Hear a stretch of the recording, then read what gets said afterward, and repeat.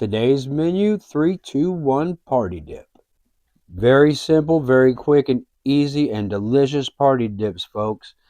The reason we call it 3-2-1, you're going to want 3 blocks of cream cheese, 2 cans of Rotel tomato, and you're going to want 1 pound of whatever breakfast sausage you choose at whatever heat level you would like. Get it in your crock pot. You want to brown that pound of breakfast sausage. Make sure it is thoroughly strained and even patted dry a little bit with a paper towel because you don't want your dip being all greasy. Go in with your 3 blocks of cream cheese, your 2 cans of Rotel. I'm going to get my stirring utensil. I'm going to tuck that down in there, and we're going to put our crock pot on high, and we're going to put the lid on.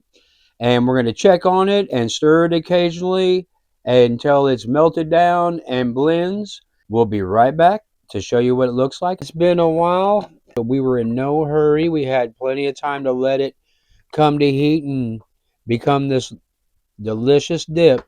If you're in a bit of a hurry, you can always put your ingredients in a pot on the stove.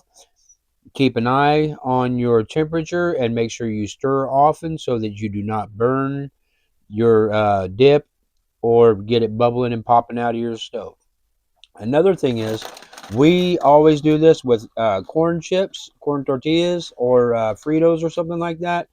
But since we're bringing the dip to the party, someone else is bringing the chips. So today we're going to give an example with just the old thin original potato style chip.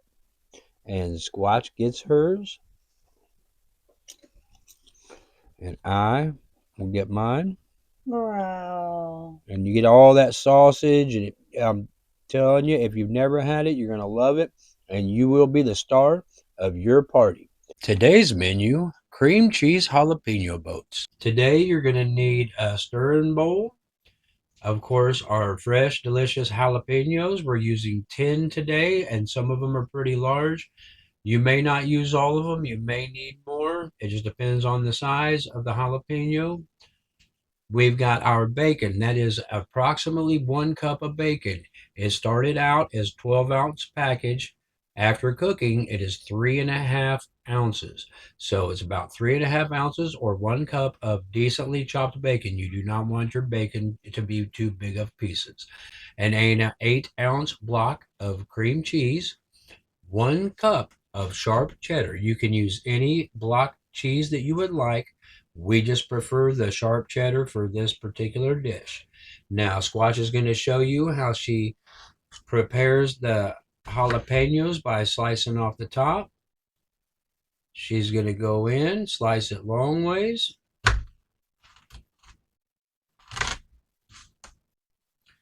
And then she's just going to remove the seeds and that inner connecting flesh right there.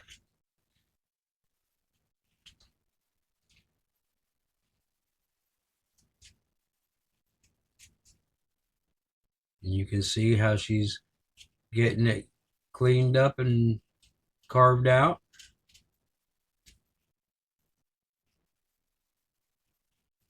And then she's just going to get that removed and it'll be pretty much done. So she's going to go ahead, she's going to go through and do all of our jalapenos, and we'll be back to continue the process. Now, folks, some of these jalapenos are pretty big. So you're going to vary on how many jalapenos you're going to be able to fill depending on the size of them. So we went ahead and started with 7 of our 10 jalapenos, and now she's going to show you how she starts and does the mix.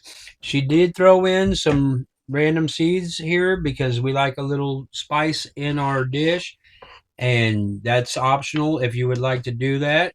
Going straight in with the cream cheese, and then of course she's going to follow that with the bacon and then the cheese. Every jalapeno is going to make 2 boats, and if you're making it for a smaller amount of people, you can always cut the recipe in half or a quarter.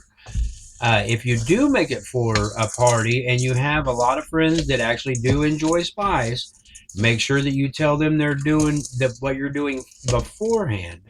But our family and friends that we share this dish with, they already know that we do this, and we will make one of the pepper boats hotter than the rest. She'll add some extra seeds to it. No one will know. We won't even know which one it is by the time we're done cooking them, packing them up, and arriving at the party. But I do advise letting people know and making sure that they are good with the game. Don't overspice someone. That's not nice.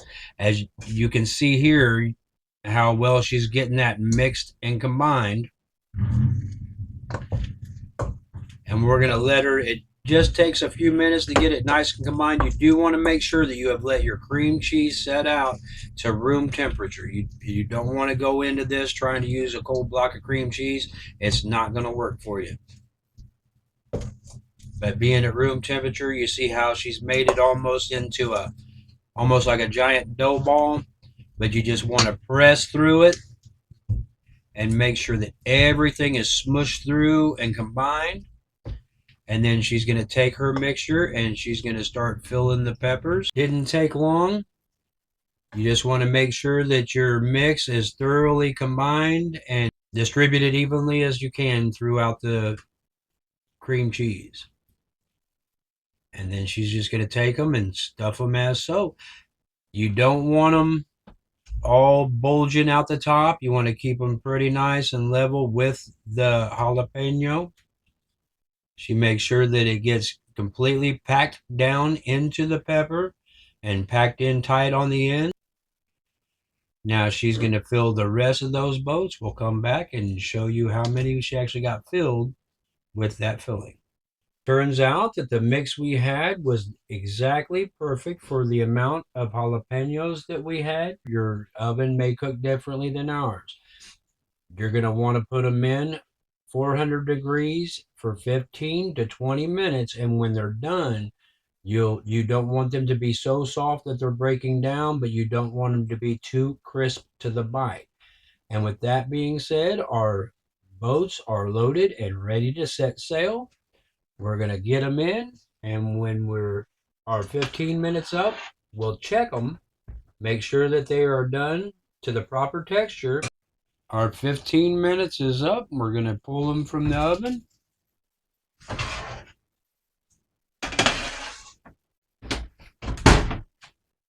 And as you can see, the cheese is popping through in melty spots. That bacon is making its display. And they are ready. We're going to get one of them plated up, let it cool for a moment, and then we'll go ahead and give you a taste test.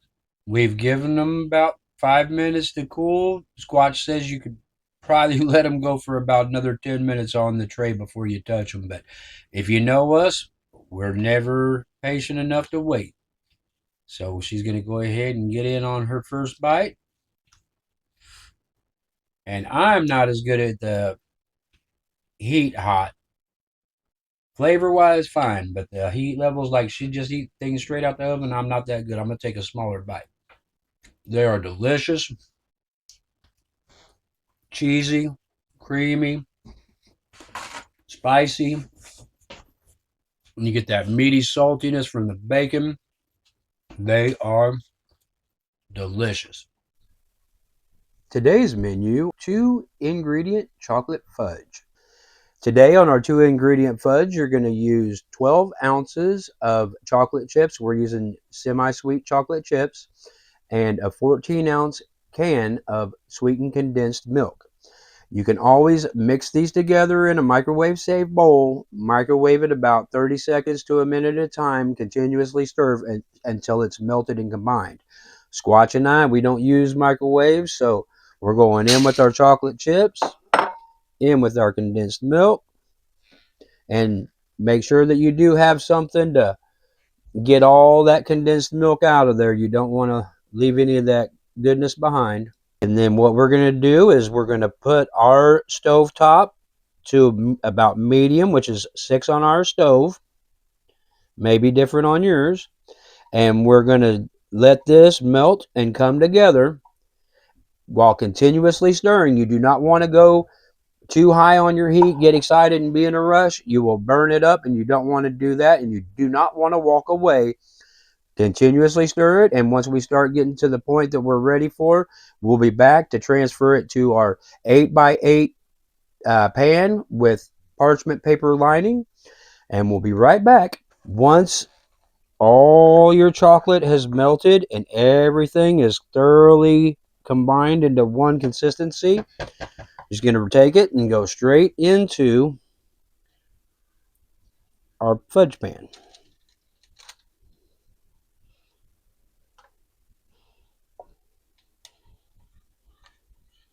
And once we get all that delicious fudge scraped down into the pan,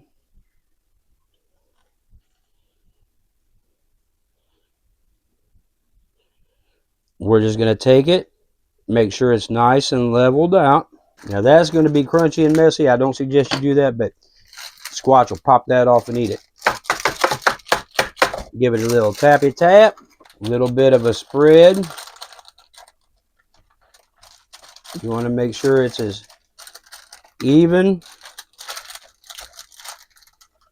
corner to corner, as you can get it.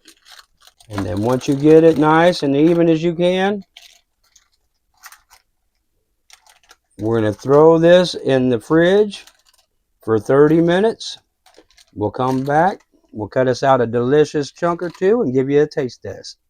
We tried pulling our fudge a little early because we were excited. You're going to want to leave it in your fridge for at least an hour or until it's set up. Or you can throw it in the freezer for about a half hour, 20 minutes to half hour, and it should be nice and good. We're going to go ahead and pull it up out of our pan, and it will release from the sides. And then you should release nice and clean from your parchment paper. And from there, slice it up in whatever size you want. If you're not going to eat this immediately, if you do go through and you slice it up, you're going to want to keep the pieces together, touching one another to keep from the oxidation and the air getting to them and giving you that crusty, crispy edge that no one likes. If you cut them up individual squares and you don't want them all stuck together, we suggest wrapping them in cellophane, which is what we're going to do with this block until we cut it for the event that we're going to be going to. And folks, you can see it's so good. I'm going to give a Squatch a bite. Wow.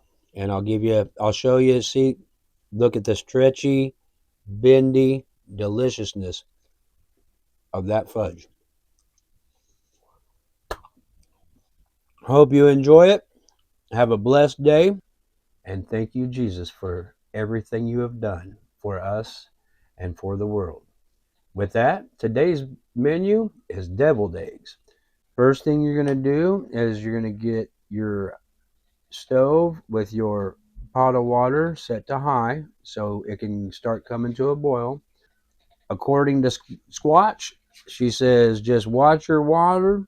As soon as you see any kind of action as far as bubbles in the bottom of the water, you put in your eggs and you set your timer to 14 minutes. And with that, we're going to go ahead and watch our action come to life in the pot, set our timer, and we'll be right back. There's the timer. Go ahead and kill the heat. Now Squatch is going to move the eggs to the cooling water. And you see she has a holy spoon. You definitely want a good sized holy spoon to do this, or you can use tongs. Wonderful leg placement. I can't believe it. You didn't break a single egg. All right, and Squatch says let the eggs cool till they're cool to the touch where you can take the shell off and not hurt yourself. But she's not. She's a Squatch. She doesn't have sensitive hands, and she used to eat the eggs with the shells on until I taught her better. So We're just going to let them cool for probably about 4 minutes, and then uh, she'll deshell them, slice them, and show you how to mix them up and fill them. We're going to give it about 4 minutes to cool, and we'll be right back. Friends, I should have not even took that break, and if we ever do a boiled egg again, I will not allow you to miss on what I just saw, because usually the Squatch will make this dish by herself, and I did not realize that. I thought she would need 4 minutes to let those eggs cool, and it was just cool sink water, no ice or anything. She reached in and grabbed that first egg less than 30 seconds after I went to commercial break. And I'm not lying. And then she made a crazy look, and I thought, wow, why are you still holding that hot egg? And it wasn't that it was hot. She was trying to see if she could squeeze it hard enough to crack the shell with the sheer force of her Sasquatch grip. She failed. Now she's just going to slice these eggs for you, pop out those yolks, throw them in the bowl, and give them a nice proper stir. Slice them obviously long ways, as center as possible. Give the yolks a gentle little tug and pull. Ploppity plop, drip drop right down there into your prepared mix. Go ahead and let her do her thing. She's going to get the yolks in the bowl, give them a nice, good, proper mix, and then we'll let her fill some of them up. And when we come back, she'll show you how she fills the last couple and tops them. And then we'll do, of course, the taste test. Right back in just a moment. She's got two more to fill. She's going to show you how she just plops it right down in there.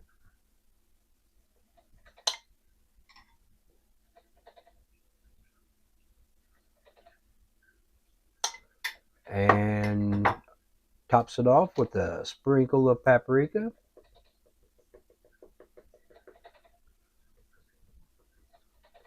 There you go. Some people will add relish. Some people will add bacon. I've seen hot sauce. Me, I'm an old school classic type of guy when it comes to these eggs. We're gonna go ahead and share one of them with you, Squatch.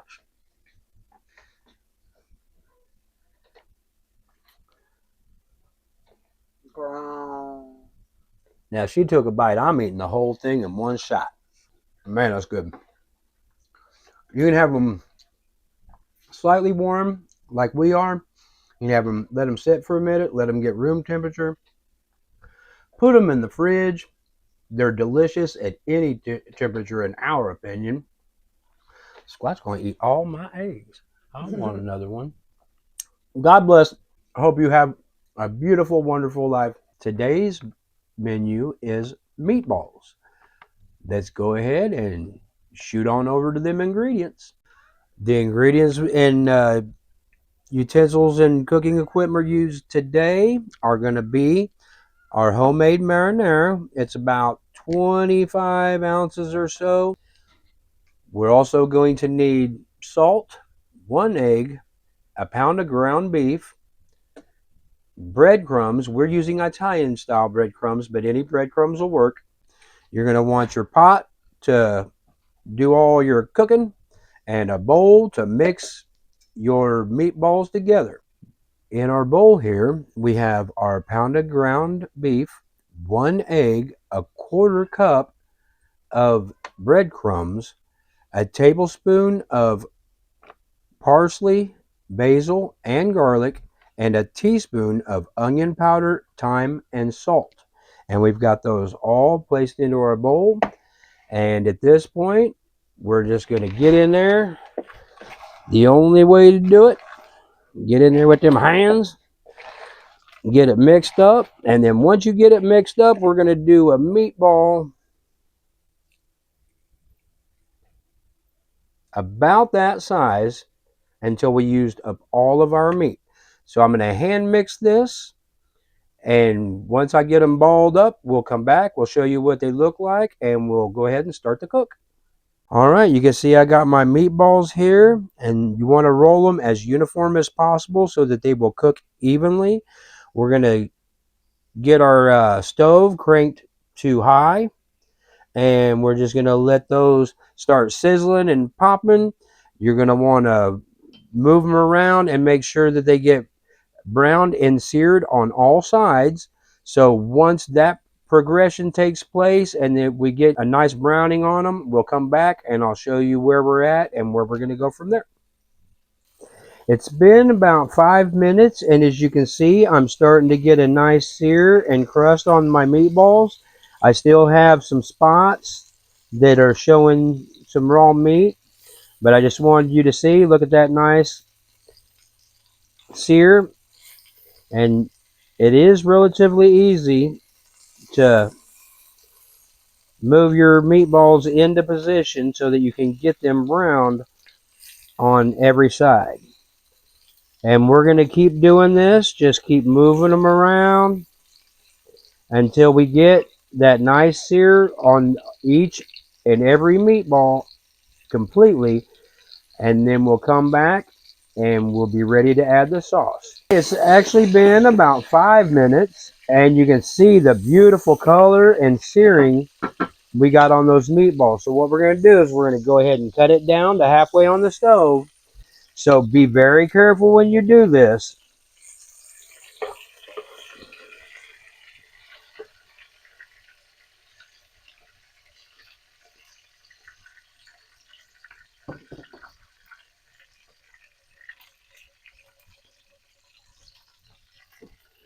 And you're going to want to remove most of that hamburger grease because you don't want your marinara and sauce being all extra greasy.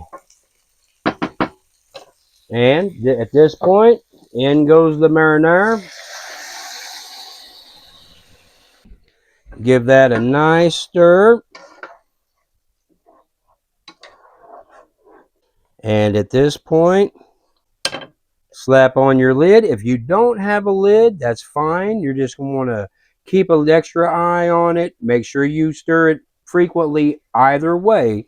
But we're going to put the lid on, and we're going to continuously stir this for another 7 minutes, and we should be good to go. 7 minutes, we'll be back for a taste test. We've got our meatballs nice and coated. We're going to plate us up a nice, delicious sample plate.